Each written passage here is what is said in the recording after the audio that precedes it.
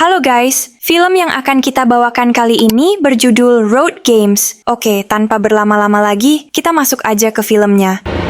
Mau film horor? Atau yang lucu-lucu?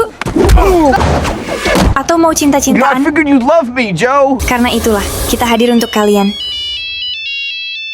Film dibuka dengan seseorang yang sedang mengurus jasad di suatu tempat, yang dimana jasad tersebut ia langsung mutilasi dan dikubur setelahnya. Tak lama kemudian, scene berpindah ke seorang pria yang bernama Jack, yang sedang menunggu di tepi jalan. Menariknya, di sebuah jalan ini terdapat tanda jalan yang berkata, "Jangan pernah memberikan tumpangan kepada siapapun." Belum diketahui pasti apa maksudnya, tapi yang jelas, tiap mobil yang lewat di jalan itu, sama sekali tidak pernah memberikan Jack sebuah tumpangan. Baik itu dari pendatang baru, ataupun warga di wilayah tersebut. Jack yang sendirian cuma bisa pasrah aja sambil menahan emosinya. Seiringnya waktu, Jack pun berjalan dan tidak sengaja melihat seorang pria dan wanita yang sedang cekcok. Dari situlah si pria langsung pergi begitu saja, serta meninggalkan mereka berdua di tengah jalan. Setelah ditanya lebih jauh, ternyata wanita ini bernama Veronica, yang dimana ia adalah orang Prancis asli, namun lancar berbahasa Inggris. Sedangkan Jack merupakan orang Inggris asli, dan sayangnya ia sama sekali tidak mengerti bahasa Prancis. Buat informasi, Jack sekarang sedang berada di negara Prancis. Sialnya, di saat mau pulang, ia malah dirampas oleh begal di tengah jalan. Akibat peristiwa itu, seluruh uangnya, HP, dan juga mobil malah dirampas oleh begal, terkecuali sebuah paspor yang masih ia simpan sampai sekarang. Berbeda halnya dengan Veronica yang memang tinggal sendirian, serta berniat merantau ke negara lain karena tidak punya siapa-siapa lagi di wilayah ini. Ia bercerita kalau orang tuanya sudah meninggal. Ketika malam sudah tiba, mereka memutuskan untuk menghabiskan waktu di area pepohonan. Sambil menghangatkan badan, pada situasi tersebutlah Veronica bercerita kalau ia kini sedang berlatih membuat tanda tangan. Singkat waktu, Jack pun terbangun, dan ia melihat Veronica sudah tidak lagi berada di sebelahnya. Ternyata perempuan itu sudah berendam di sebuah danau, yang ujung-ujungnya Jack juga ikut berenang di kolam itu.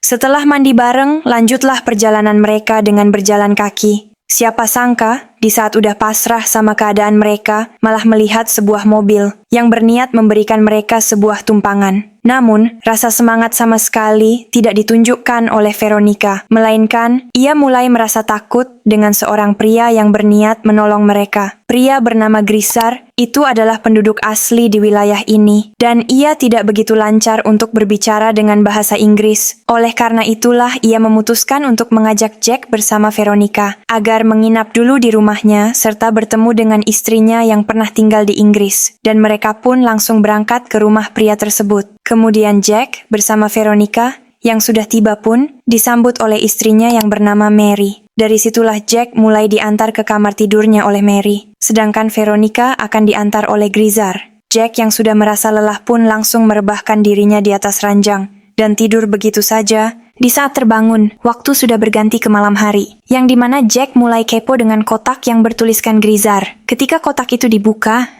terdapat beberapa lembar foto dari masa mudanya keluarga tersebut. Tidak sampai situ, di situ juga terdapat sebuah foto anak laki-laki. Atas apa yang sudah dia lihat, Jack sangat yakin kalau mereka tidaklah tinggal berdua saja di rumah ini. Walaupun sampai sekarang Jack dan Veronica masih saja tidak melihat kedua anak mereka. Selesai makan malam, Jack sengaja menghampiri Veronica yang lagi sebat di teras rumah. Biar makin deket, Veronica bercerita bahwa ia tadinya mempunyai seorang adik laki-laki. Namun, adiknya itu malah terlindas oleh traktor di saat mereka berdua sedang bermain petak umpet di ladang. Lalu, Jack kembali lagi ke dalam rumah sambil menemani Grisar menonton TV. Jack berkata kalau ia akan bergegas pergi dari rumahnya Grisar, dikarenakan ia harus segera pulang ke Inggris untuk memberitahu kabar kepada keluarganya. Sama halnya dengan Veronica yang ingin segera merantau ke negara lain. Nggak lama dari itu, Jack bertanya kepada Grisar apakah ia memiliki anak. Tapi anehnya, Grisar menjawab kalau ia tidak memiliki anak sama sekali. Lantas, foto anak siapa yang sempat dilihat oleh Jack di dalam kamarnya? Jack yang heran tidak mau ambil pusing dan bergegas untuk tidur. Setelah bangun, Jack langsung mandi, selayaknya orang normal. Tapi, entah kenapa, suasana di rumah itu sangatlah sunyi, dan Veronica tak terlihat sama sekali. Lalu muncullah Grizar, yang membawa sebuah palu. Grizar berkata kalau Veronica sudah pergi dari tadi subuh, dan ia tidak enak untuk membangunkan Jack yang pulas dengan tidurnya. Dari perkataannya itu, Jack mencurigai perbuatannya Grizar, walaupun Grizar sendiri mengaku bahwa ia baru saja selesai memperbaiki pintu lemari. Namun, Jack mulai mempercayai perkataan Grizar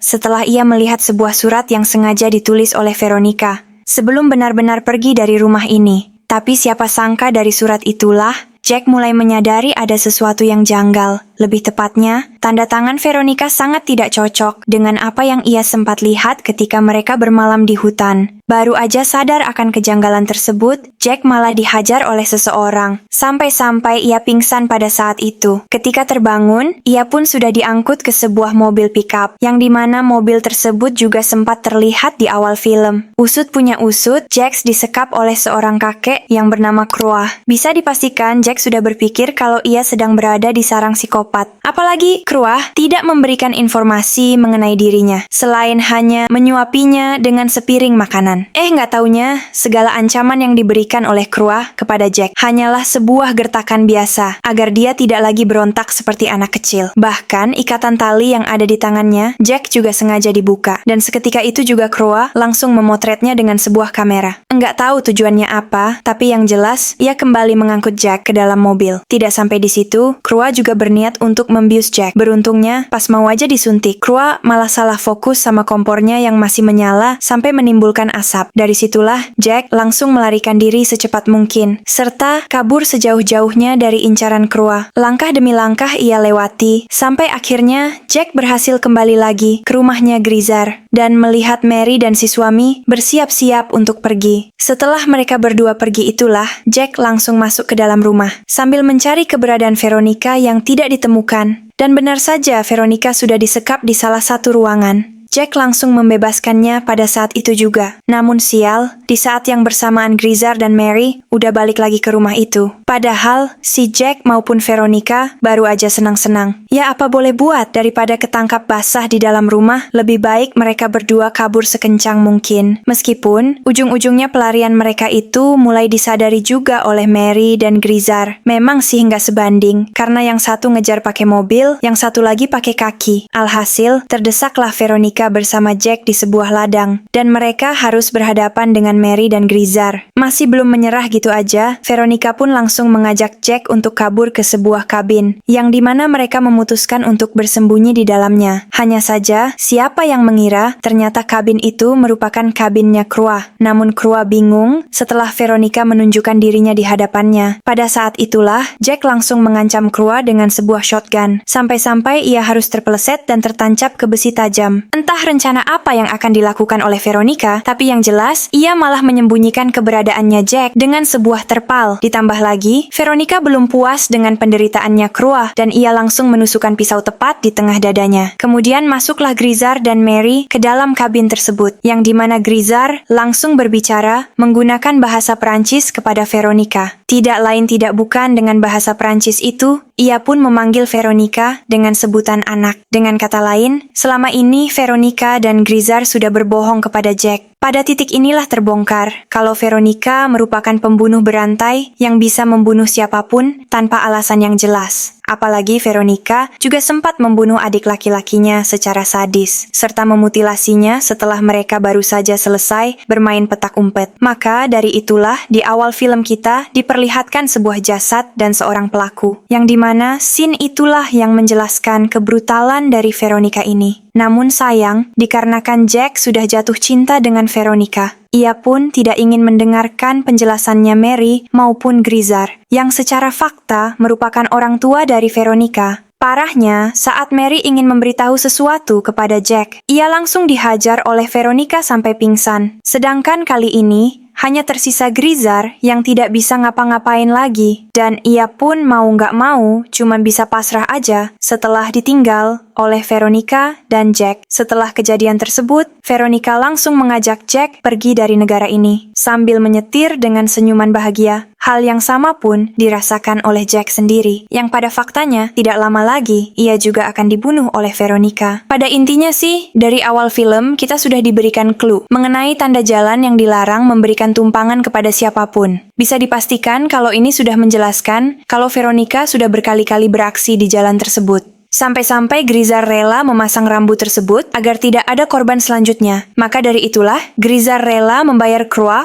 yang berprofesi sebagai penjual daging untuk membius Jack dan mengantarnya ke sebuah pelabuhan. Jadi, itulah kisah film ini. Gimana? Menurut kalian seru nggak? Kalau seru jangan lupa komen di bawah ya. Jika kalian suka dengan kontennya, jangan lupa untuk like, tekan tombol subscribe, dan juga nyalakan lonceng notifikasinya. Supaya kalian gak ketinggalan konten seru yang berikutnya di channel ini. Kurang lebihnya mohon maaf, terima kasih.